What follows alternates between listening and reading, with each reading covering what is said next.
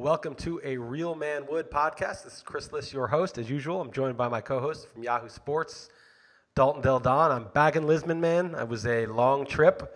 Last time we podcasted, I was leaving that night. I was in LA, and now back to the normal thing. We'll hopefully have a video one, unless I say some shit that's so offensive that I have to edit half of it, which might happen, and then it's too hard to edit also in the video. Like I edit the audio, but then I'm not going to go back and I don't even know how to edit the video. So we usually post the video unedited. You'll catch a couple things that aren't in the audio, but if it's really bad, I just don't post it. It's a tell, actually. Whenever there's no video, you know that something really bad was.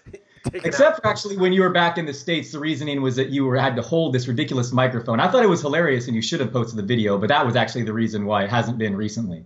Right. You can see this muzzle that I'm talking into. It actually made the sound better, and I think it was our friend and listener Slut Diamond, that's all I know him by, suggested that the mic was like blown out because I didn't have this thing. And actually, you wonder why mics always have that foam around them. Well, that's why. I never knew that. Now I know. But yeah, I had to hold both things over my face, and it was pretty ridiculous. So even more so than the current setup. Right. So you sit in the dark down there, man? You look like you're sitting in the dark. No, it's normal. Same as always. Nothing has changed whatsoever. It's been that long. You look like you're in a prison cell, except for a little bit of blinds on the window. You look like you're wearing a jumpsuit in a prison cell. I'm very against sunlight, so I try my best to just stay in the dark. Mm-hmm. So that's. I'm glad that I'm achieving that because that is very true. So, in all seriousness, how is it to be back? Are you sad to leave the States, or do you feel like you returned home? I mean, I'm guessing that's kind of what it feels like. Yeah, I feel like I'm home. All my stuff is here, and we actually shipped like 5 big boxes. A real pain in the ass.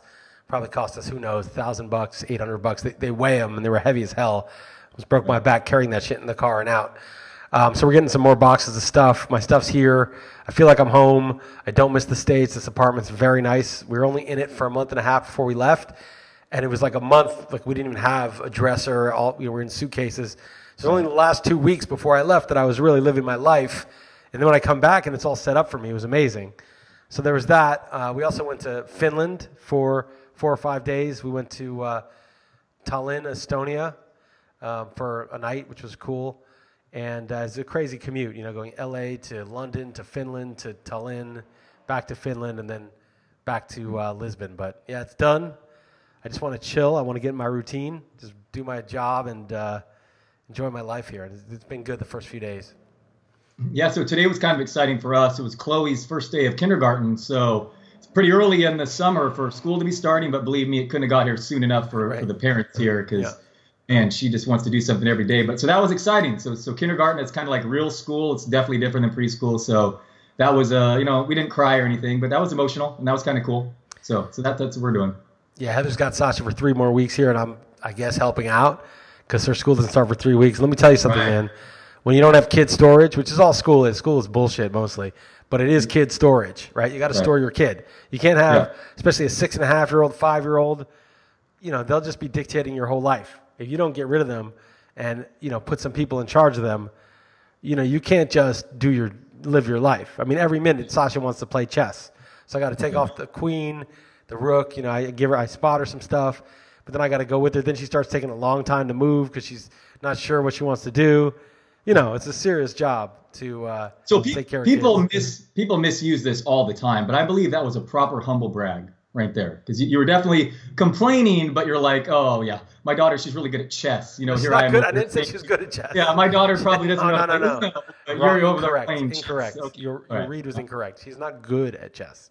Okay, She's not good at all at chess. She chess. just wants to play. She just wants to play. Different. I think my daughter's learned Uno, and your daughter's playing chess. Yeah. But okay. Checkers and chess, just like their parents. Yeah. That's funny, but I hear you. So you have 3 more weeks. So so that's it's tough this summer, but I'm ready for football. What about you? I saw you put out an article talking about your neutral rankings, and health neutral, and opportunity neutral. So that was interesting. You want to talk a little bit about that? Yeah, it's not as interesting. Everyone wants to, everyone saw that. I was just on a radio hit. Like, let's talk about these rankings. I keep talking about them, but they're actually not that interesting. The idea is just kind of simple, right? There's 4 things, and if you can think of a 5th, please tell me, or tell me on Twitter, or comment, whatever. There's 4 things that determine player value, right? There's skills meaning both physical skills and stats that are displayed like efficiency and vision and whatever's on the stat sheet. There's skills, there's team context, who's blocking for you, who's your quarterback, who's the defense, where do you get the ball normally. There's health, obviously, and there's role. Role meaning, are you the third down guy? Do you get the goal line carries, etc.? Are you the slot receiver? So there's 4 components to value, right? It's health, skills, team context, and role. Now, the 2 that are like more static are skills, right? The guy, you're not going to get bigger or faster pretty much, right? I mean, baseball now, that's what's been impossible is guys suddenly throw 4 mile an hour faster, or they're just transforming daily. But in football, it's like your skills are largely your skills. Your team is largely your team. Obviously, if Devontae Adams loses Aaron Rodgers, it changes. But for the most part, team context and skills are constants, and the things that fluctuate very dramatically on no notice are role and health. So I basically put together some lists, some top 20s. What if everybody played 16 games? What if health were just taken out, eliminated from the equation? How would you rank guys? And then with the opportunity was, what if role were eliminated? What if, not totally because there's the pass catching guys, but what if everybody got 140 targets? What if everybody got 250 carries? What if every quarterback threw 550 passes? How would you re-rank everybody according to those parameters? And so I made my lists. Yeah, just a couple of things jumped out. I agreed with you that Le'Veon Bell would be number 1. I mean, that's obviously just one step up. But I totally agree with you. It's not even close, right? If you know that they're playing 16 games. Yeah, that is a difference to me, is health. I mean, I firmly believe in Gurley 1, for sure. But with that difference, I firmly believe Bell. So I actually did agree with you there. And Watson, I thought was interesting because I did hear you talk about it briefly on the radio. I have Watson number 1 now, but to you almost made it seem like a no-brainer that health was the only question to you. I mean, versus Rodgers. Is that kind of how you came across? Yeah, if he's playing 16 games, if I knew I'm not saying he's going to beat Rodgers, right? Rodgers' floor is so high. If he also gets the 16 games too. It's not just Watson. Everybody gets healthy. You made it seem like it is a greater than 50% chance that Watson would outscore Rodgers in fantasy if they both played a full season. I would actually disagree with that. I think if you were betting, 50-50 heads up, prop bet, who's going to score more points? We know they're both playing 16 games. Give me Rodgers over Watson. But if you're going to say, who's going to set the all-time record for QB points this year? And we pay $10,000, or they set the all-time number 1. Number 2 is not good enough. Give me Watson. So the average, I think, not the average, but like the 50th percentile may still go to Rodgers. But I think like given the ceiling of Watson, I would still take him number 1 if they were both guaranteed 16 games.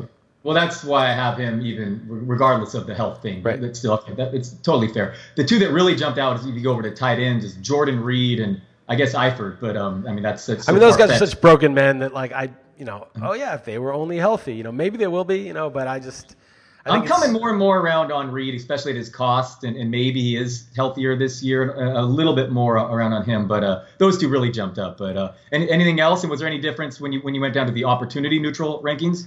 Yeah, there were more guys that jumped out. Like Kamara was my number 1 over Bell if they all got the same amount of work, right? Because Kamara is the most efficient both as a receiver and a runner, and he catches as many passes as Bell. So, I guess he might yield some goal line carries that Bell won't. So you could make that case. But if everyone had the same amount of carries, McCaffrey I have number 6. I don't really believe Ron Rivera. I just think he's enumerate when he says 25 to 30 touches a game. But if for some reason McCaffrey got 250 carries, he's going to get 80 catches. I mean, if everyone's – and not just 250 and then Bell gets 300. I mean, everyone only gets 250. Right. You got to like him in the top 6 or so, right? I mean, he's going to get the guys like Devonta Freeman jump up, I mean, if he's healthy, he's on the Falcons. He's a good team, and he catches passes. He gets goal line work. He's good. I mean, so, there are a lot of guys like that. Josh Gordon. The other ones I'd like to notice that you had you bumped up O.J. Howard. Oh, yeah. And you moved him way high, and Juju you bumped a lot higher too. I was looking through stats recently, and I noticed that Juju saw the fewest targets that were 20 yards down the field among all wide receivers that qualified last year. Just such a slot guy. I don't know, because we all remember that 97-yarder he caught, in that blown coverage ever on primetime. But I know it surprised me. How many 40-yard catches did he have last year on 79 targets? I don't know how many. 6. And Tyreek Hill led the league with 9 on like 113. And I'm telling you, he's not targeted at all 20 yards in the air. Right. That's weird, huh?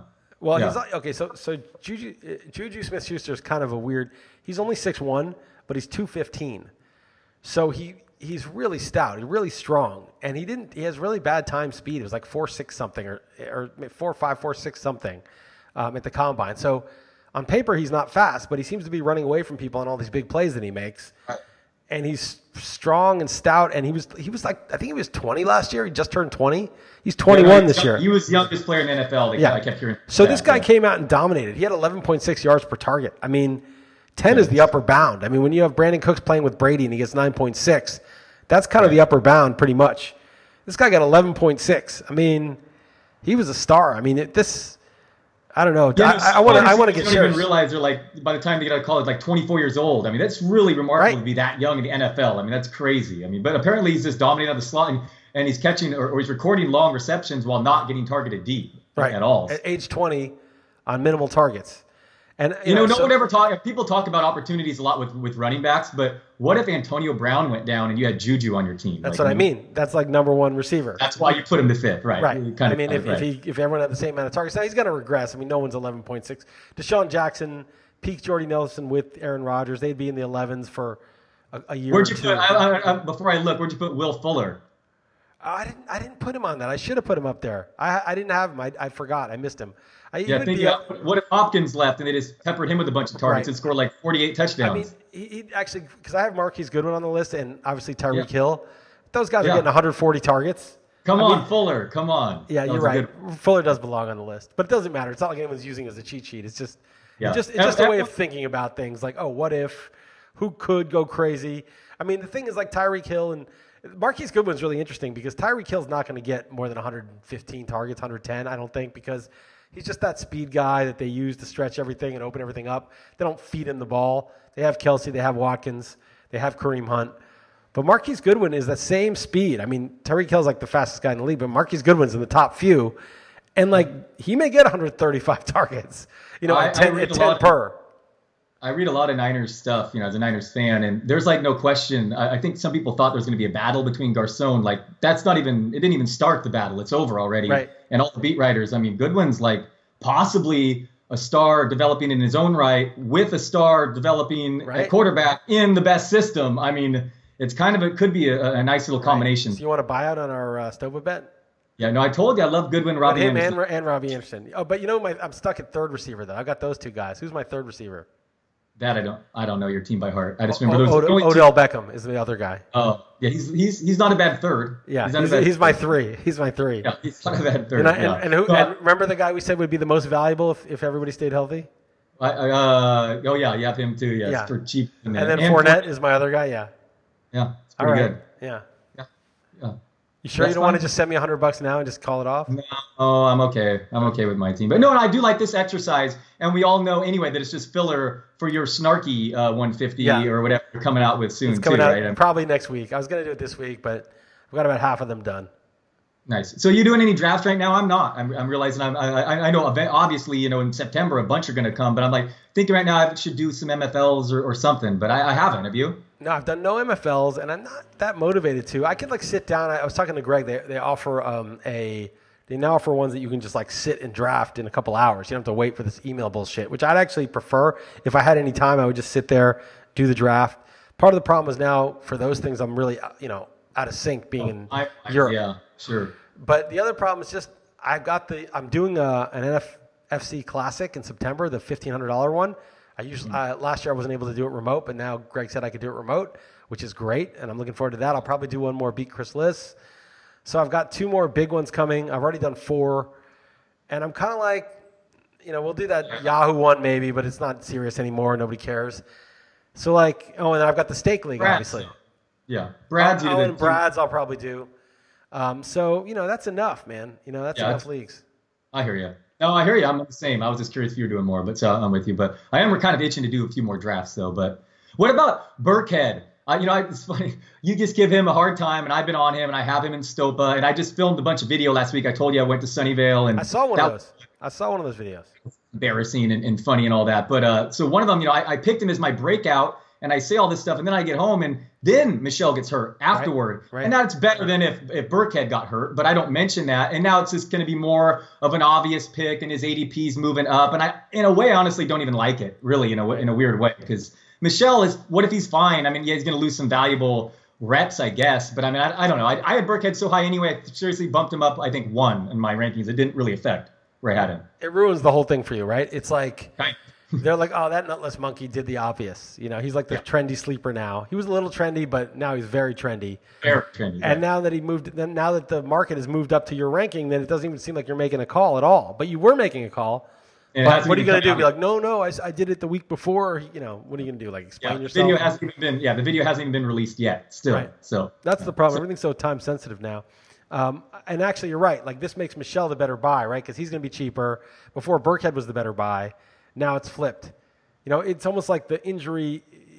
You'd think the obvious. Yeah, it's good for Burkhead. Yeah, it's good for Burkhead, but it raises his price too much, and it's almost the opposite of what you think is true. And I wasn't big on Burkhead. Look. I think Burkhead obviously has top 10 running back upside. If he gets 250 carries, and he's on that list, he's like 14th actually or 16th or something. He'll get, 30, 40 catches, and they'll be in the red zone a lot, so it's not bad. But, I mean, how easily could you see people drafting Burkhead in the 6th round? Let's say Michelle gets a setback, and he's iffy for week 1. Now he's going to be scratched for week 1. And people are drafting Burkhead in the 5th and 6th round. And then week 1, you're like, all right, I'm going to watch Burkhead. He's going to crush you. He's going to be LeGarrette Blount, whatever. And, first series, Jeremy Hill's out there. Whoa, Jeremy Hill just got a 6-yard run. Jeremy Hill got an 8-yard run. Oh, Burkhead, he's on special teams. What's he doing on special teams? And then you're like, goal line situation. Jeremy Hill for the touchdown. It could be the first series of week 1, and you're like, what the fuck? Okay, I understand what you're saying, but on the flip side, last year, Gillislee scored 3 touchdowns in week 1, and everyone went nuts and wanted to move him up, and that didn't work. So just try not to get overly excited, whoever scores that first Patriot touchdown. There's going to be a lot of pieces to go around. A couple stats that I've come across here. Let me throw at you. Mm-hmm. Do you know that the Patriots you could take away 20 touches by their running backs in the red zone last year, and they still would lead the NFL? I mean, that's a lot. That's advantageous to play for that team. 20 touches. But think about it. That's the number 1 by far team. And their best running back last year was Dion Lewis, okay, who was very good in the playoffs, and he was very valuable. But right. Not only is he gone, but he wasn't like, a top 7 running back. That was their best one, right? Because they spread it around so much. And 2, you might have dropped him, in a shallow bench league, and not even gotten the benefit of that because, Gillislee got the 3 touchdowns early. So it's so unpredictable. And, they drafted a guy in the 1st round. Now, if Michelle is truly out for the season or something like that, okay, fine. But he's ostensibly coming back, maybe for week 1 also, who they took in the 1st round. And then Jeremy Hill is the type of dude that, he's like LeGarrette Blount was a few years ago. Like, he can easily be the guy who gets 250 carries and 15 touchdowns. Why not?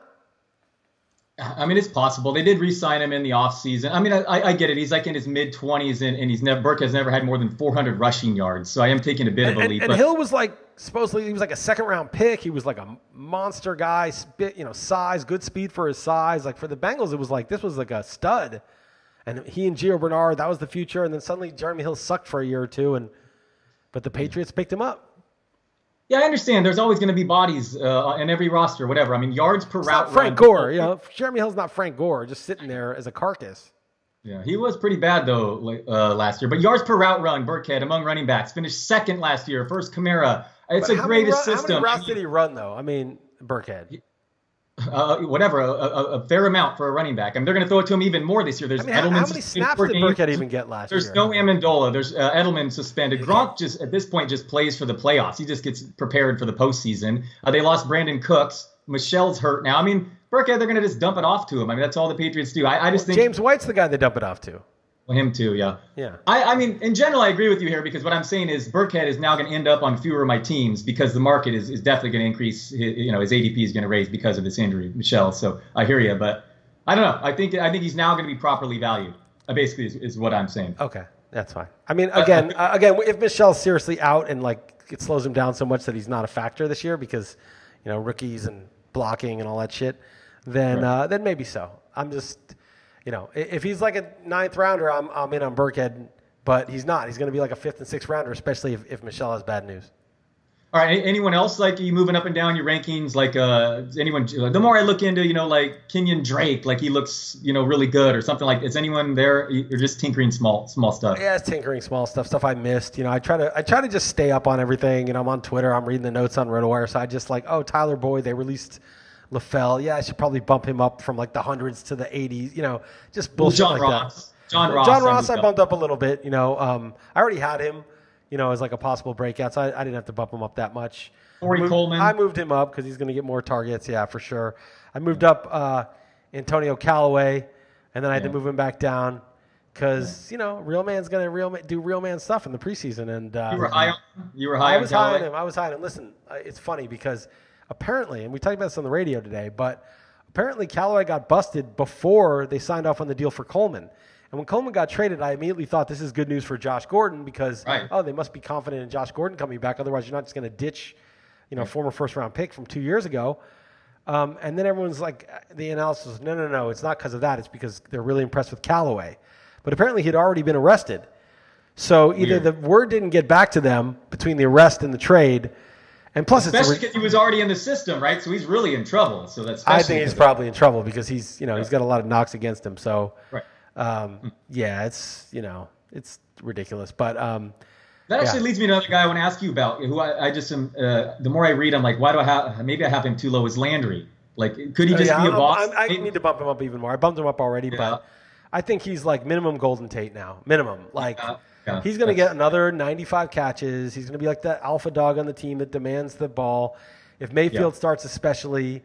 He's going to be the security blanket. I mean, Jarvis Landry doesn't do anything. He gets like 6 yards a catch or whatever, but it's just, it's just going to be easy pitch and catch for him. The only issue is Duke Johnson kind of does a similar thing, so I wonder like how crowded it's going to be in the short area of the field. But yeah, I think if Mayfield plays, even Taylor if he plays, the offense is going to be pretty good, and I think Landry's going to be good. Now, me and you are both like Devontae Parker apologists and don't like to rank nutless monkeys like Landry high and Tate. But so, okay, you're with me though, because I did. You have to move Landry up to. I mean, I wanted to be a skills-based guy, size, speed, explosiveness. And he's really good at what he does. To be clear, like he is really good at that. I don't know. I mean, I kind of think a nutless monkey. I think that's valuable, but he is really good at it. I don't think anyone. He's really good at it for fantasy. I don't know if in reality. I mean. If Odell Beckham just wanted to do that, I think he would smoke Landry because he would do all that, and they would also. Great comparison. One of the greatest receivers of all time. Fine. Yes, Brandon Cooks. Any of these guys could do a better job, but they might not be as physical as Landry. But it is what it is. But it's good for fantasy, and in the end, like who gives a shit? I mean, we're not. Keep your handicapping, your betting, and your rooting separate from your fantasy handicapping and PPR. You want shares of Jarvis Landry. I feel like I fought that battle too long, and I was on the losing side of it. Like Julian Edelman when healthy, Jarvis Landry, Larry Fitzgerald. Fuck it, they're terrible, but they're good at fantasy. I'm not drafting him though. I'm not drafting Fitzgerald. Yeah, I have cowered and had to rank him properly, but I still know secretly deep down he still wouldn't end up on my team. No, but, he's not on my team. Screw that. And I was just looking at him early third. Fitzgerald early third in PPR. I'm like early third. I mean, I'll concede that I was wrong when he's going in like late 4 last year in fifth, and I'm like, no, I don't want that scrub. Okay, I was wrong. You were right, but come on, third round, forget it. Yeah, I was looking at numbers. Then Andy Behrens in his column wrote about it too. But just looking at the Hall of Fame stuff, and I don't even pay attention to historical stuff like you do. But Fitzgerald, what is he like third all time already in receiving yards? Yards or catches? It's receiving yards, I think. It's yards? something. It's Rice. Moss and him or something. Yeah, Owens is right there. I don't know, man. He's a compiler. Yeah, well, he was amazing. I mean, at his peak, when in the Steelers Super Bowl where he took that one to the house and like, he was amazing. He was obviously a Hall of Famer, great player, but I guess like most players in the NFL, even Jerry Rice, like you become a compiler late and it's just a longevity battle. Rice was sick in those Raider years, though, but that is true. You know what stat that I'd want to find is Moss's how many did you write that back in the day? How many PIs he drew that rookie year? Because that'd be a hard one to find. I don't remember, but it was like 10 40-yard PIs, including I want to say he had 17 touchdowns, I think, receiving touchdowns. And he was third receiver as a rookie. His snap count wasn't that high. There were not a lot of 3 wide receiver sets back then. Right. And he had, I want to say he had like, no, it's got to be like 14 catches of 40 or more yards when like Tyreek Hill led the league with 9 last year. And he drew like 10 big passes. It was something crazy like that. Like it was his rookie year was one of the sickest seasons of all time at any position. If you added his penalty yards to his receiving yardage total, it just looked like a video game. He was just such a different level from all these other guys. And it was funny because the media would say, oh, he's lazy. You know, he doesn't train hard. And it's funny because like Marvin Jones trained with Randy Moss, and he's had like his 2 best years of his career, and he broke out. And Bill Belichick's like, this guy's one of the smartest players I've ever coached. And the fact that the media is just so fucking stupid, you know, like year after year. Marshawn Lynch was like a criminal, they thought. Now Marshawn Lynch is like the beloved sort of elder statesman guy, commercials, everything. He's like Bartolo Colon now, you know. He's like the guy that everyone loves, the goofy, funny guy. I don't know. It's just so crazy when you look back on like what people were saying about those players. Speaking of Moss, back in the day, I told Pete Shankey when I saw him in Vegas, there was a really good Sports Illustrated oral history on that game, that season really, but that Vikings loss to the Falcons, that championship game. Mm-hmm. I would recommend that. It was pretty good. Dennis Green, like, he was just like so depressed, and there were some good anecdotes. But what about baseball? You got anything to talk about there? I mean, I'm just mostly looking at injured long season teams and dabbling a little DFS here and there. What about yourself? I'm still in third in the main event, which pays, and it's a long way to second, but Mad Bum finally pitched well, and the bullpen blew. I really needed that win, and they couldn't coughed it up. But, you know, that was encouraging. I don't know, man. It's a lot of injuries. I got a couple teams hanging on, but I don't know if I'm going to win anything. You know, you and I are actually battling for that $200. Friends and family. Yeah, friends and family. Because fucking my team collapsed. Like, Syndergaard won the DL, and then fucking Severino just has been getting shelled lately. And then I lost all my closers. I lost Kayla, Brandon Morrow. I traded Chapman to get Bumgarner, who hasn't done much. And I had Blake Parker, who I don't know if the Angels have had a save situation in like 2 months anyway. So I literally had 4 closers and now have none. You know, my bats are... You guys getting hand, foot, and mouth disease? What's up with that? Two New York pitchers came down with that. That's crazy. Yeah, I don't know. Who knows how they really got it, right? I mean, that's the thing. So baseball's been a real war of attrition. It really has. I was thinking about this. The best way to play fantasy sports, and football, I think we know this, but is to like root for bad luck, like embrace variance. Think like, I'm going to finish 7th place no matter how much bad luck I get. Like, I'm going to just crush every move, every week, every waiver period. I'm going to live and die for just finishing 1 spot ahead of what I should have, given all the worst luck that I'm hoping to get. Like, when you start getting depressed about injuries and you stop looking and you start being like, this is fucking stupid, like, it really ruins your ability to win. Like, I think you just have to act like, I want bad luck. I want the biggest challenge possible. I'm trying to win the ugliest league possible. I'm trying to win with the most ragtag bunch and show everybody, I don't give a shit I lost my first 5-round picks. I still won the league. No, it's even more satisfying the bigger hurdles you have to cross. You know, it's even better. Right. Bring it. Yeah, I like that. I wish I had taken it. It would have been a perfect year for me to adopt that outlook before the season. Yeah, too late, exactly.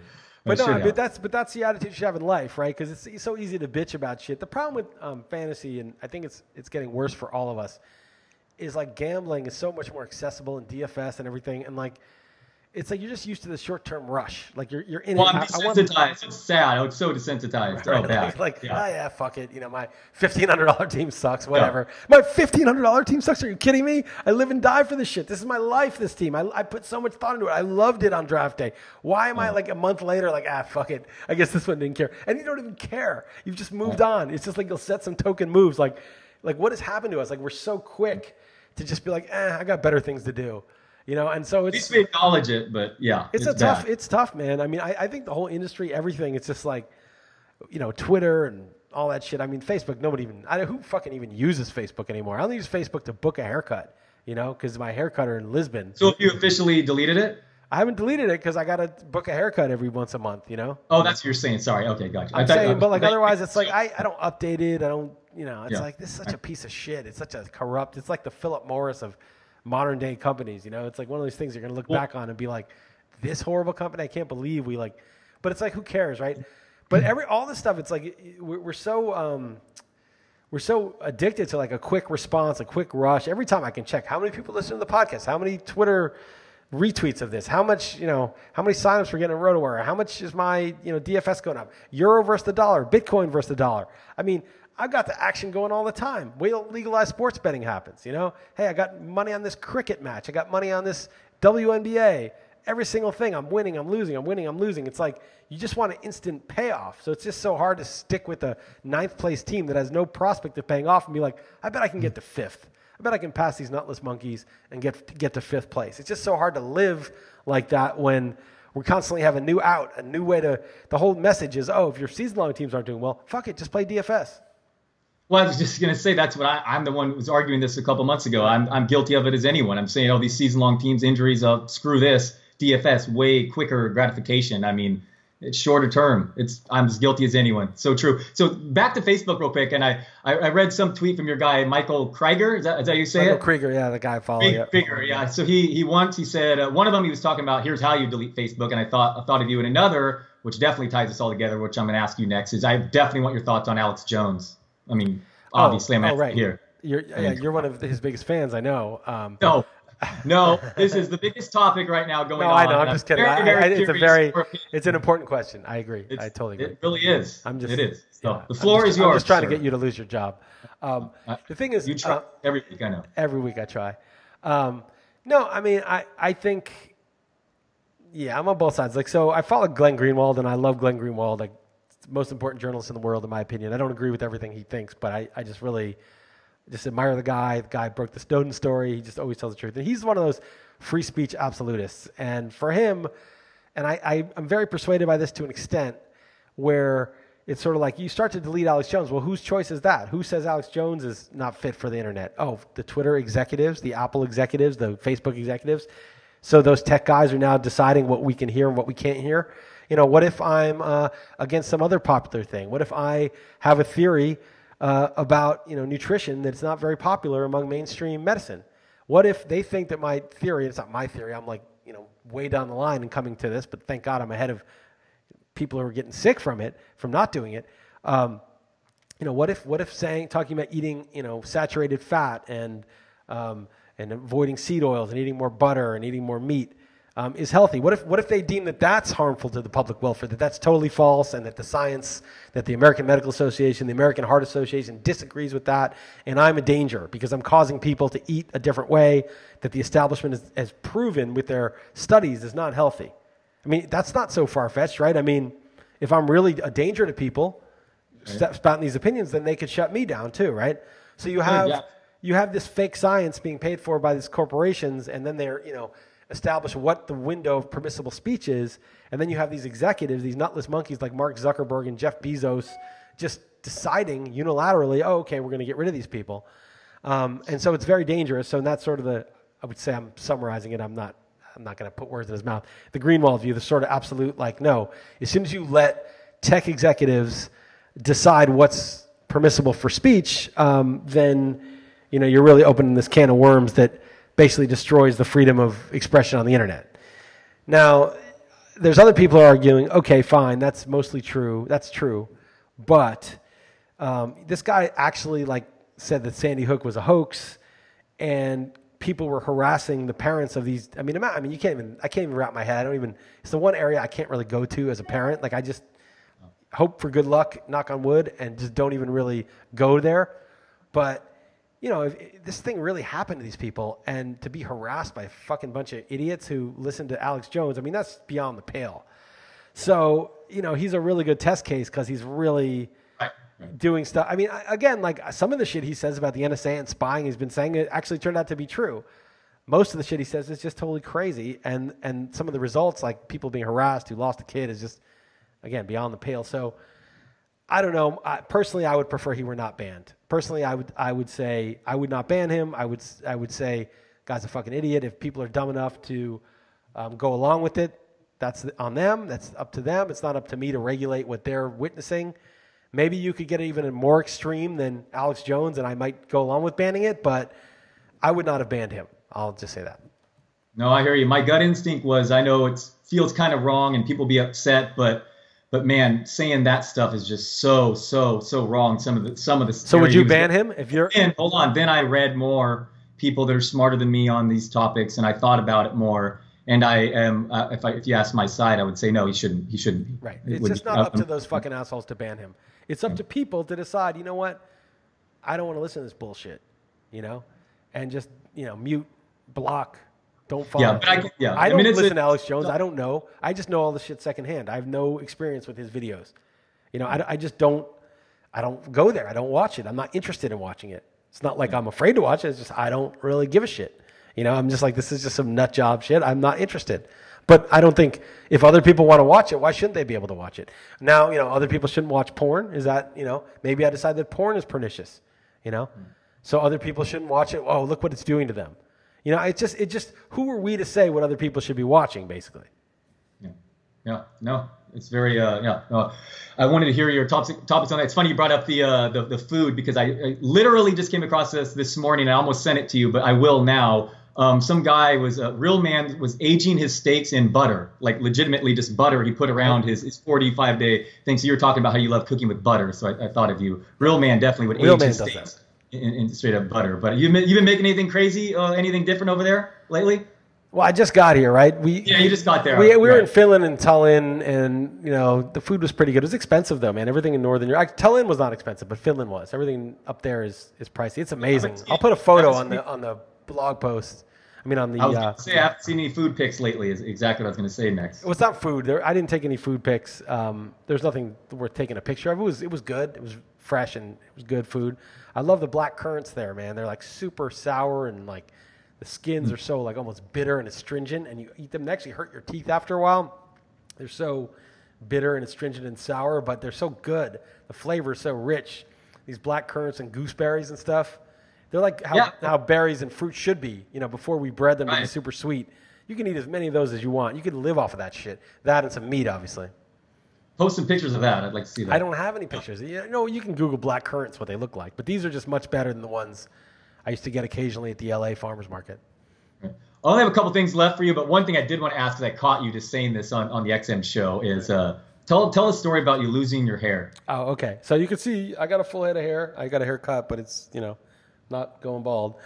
But and I'm a vain man. I pride myself in having a full head of hair. I don't want to be some nutless monkey who loses his hair on age 25. It happens. Can't control it. It's normal. So anyway. I was getting my hair cut, and the woman, and Heather's always like, I think you might be losing some hair, but I'm like, that's bullshit. You're just trying to get under my skin, you're just trying to rattle me. So I didn't take it seriously. So I go to my haircut, it's like in November, and she says, you're losing your hair at the top of your head. And I looked, obviously I believe her. She's a professional, and she would know, and she has no incentive to say something to upset me. So I guess I must have looked like crestfallen. I was looking in the mirror. I was like, ugh.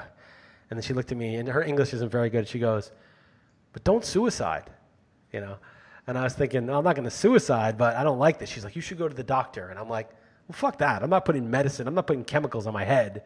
If I'm 47 and I'm going bald, I'm going bald. George Costanza. George Costanza. Fuck it. If I'm going bald, I'm going bald. A real man goes bald if he's bald. It is what it is.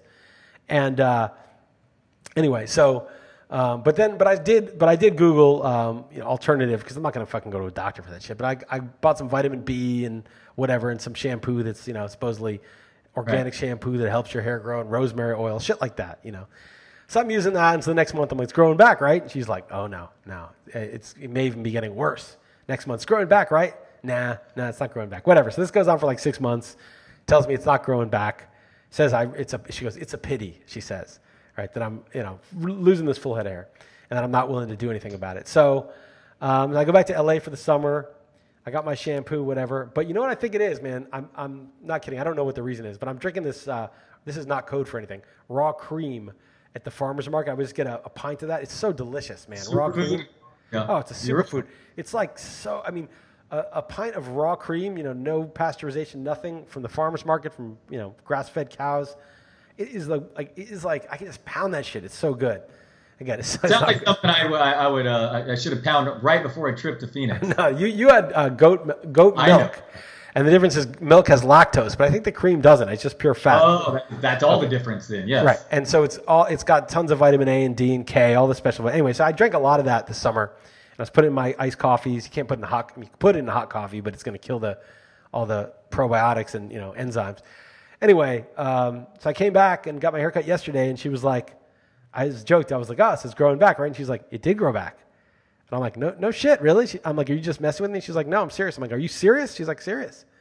So who the hell knows, man? But I just feel like most things like this, do not go to the medical system for. Just fucking do it yourself. Figure it out. And you know what? If you're going to have to go bald.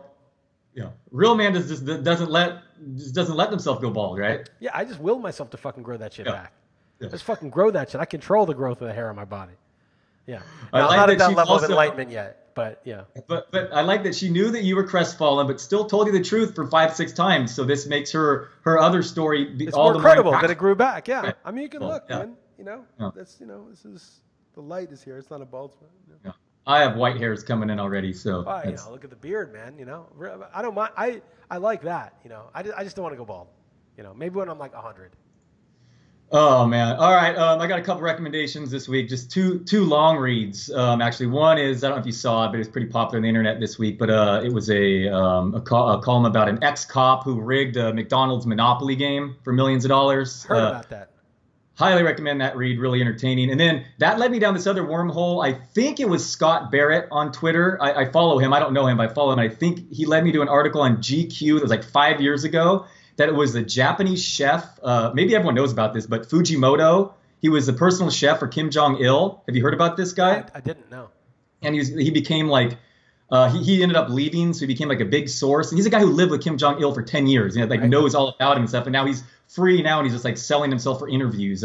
Anyway, it's like 5 years old. It's so what's the gist of it? I mean, did he hate him? Was he the worst person ever, or did he get along? Oh no, Kim Jong-un summoned him back after he like escaped, and he still went back on his own will. And Kim Jong-un like praised him and said, "Thank you for being the chef for my father," and he let him live. And he went. But there's like crazy little details. Like, do you realize that North Korea has not invented like a phone book yet, or they don't have stoplights? They haven't invented a stoplight. Right. Interesting. Yeah. Crazy. I mean.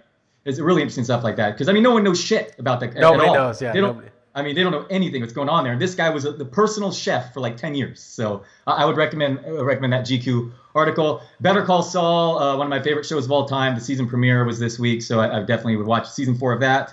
And that's pretty much all I got for you. The news today was the Oscars are adding a most popular award, and I figured I definitely want Chris Liss's take on this because I figured he'd be the perfect person to ask for your take on that. Oh, what does that even mean? Well, it's like a popular movie award, so the internet hates it because they know they're going to be like superhero movies. This is tarnishing the legacy of all the Ben-Hurs of the world, you know, bullshit like that. You know, people takes like that. So they're adding them. So is it like no? But I want to understand this because like here's the thing is that movies that are popular like Forrest Gump win the best picture, right? And so people are like, come on, man, that shit wasn't better than Pulp Fiction, right? Like, but that, you know, it was just popular. It was a mainstream movie. You couldn't bring like your 12-year-old to, well, you could, but certainly couldn't bring you probably couldn't bring your 6-year-old to Forrest Gump, but you couldn't bring your 12-year-old to Pulp Fiction.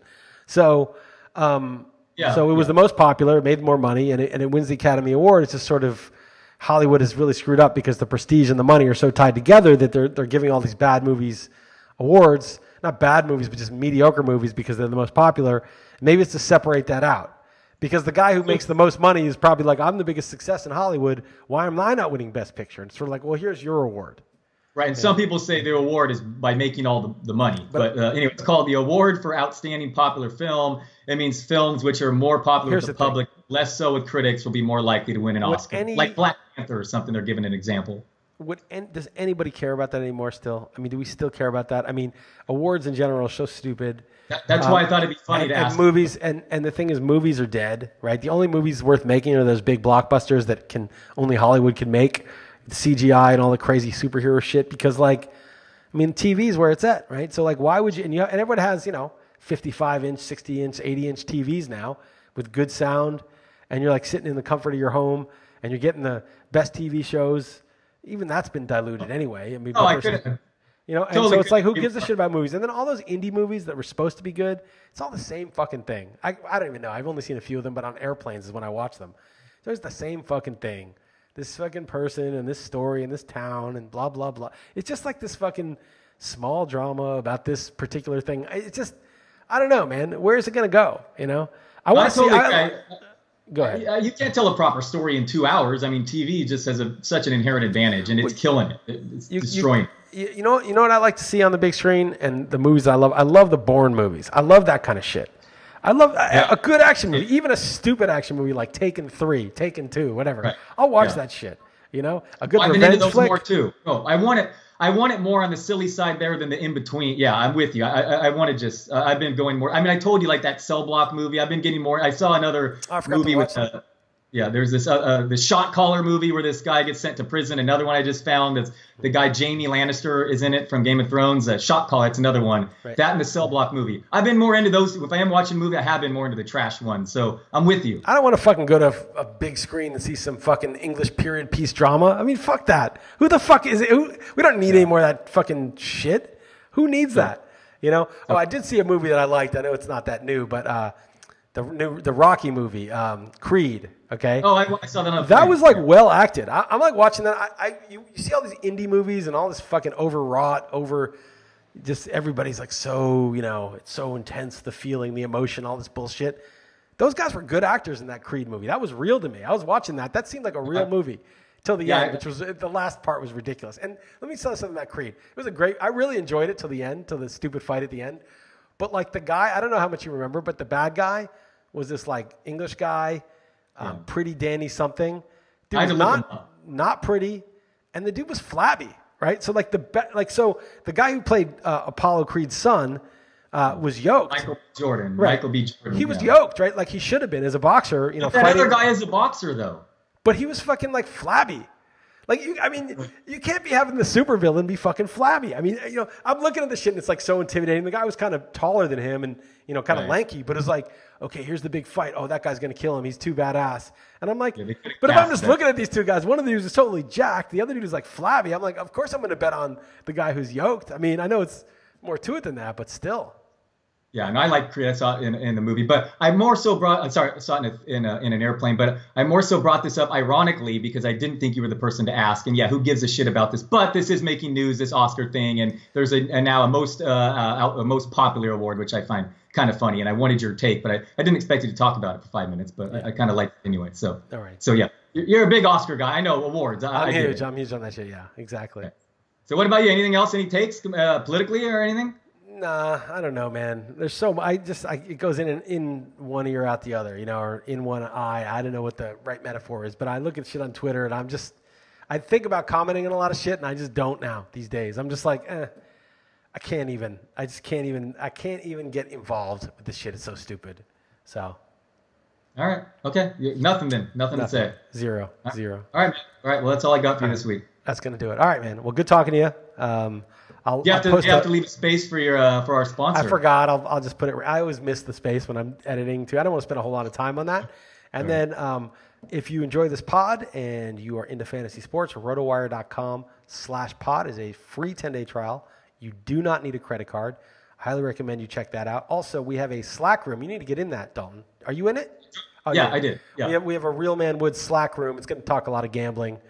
Football be way more active. Yeah. Just hit me up on Twitter at Chris_Liss. You have to be a RotoWire subscriber. You can do the rotowire.com/pod to get in, and then hit me up on Twitter at Chris_Liss or at Dalton Del Don. He's not going to help you with that Slack room, but you can see the stupid tweets that he posts. You can also rate this podcast on iTunes. There's too much shit now. It's like I can't be telling people 20 different things to do.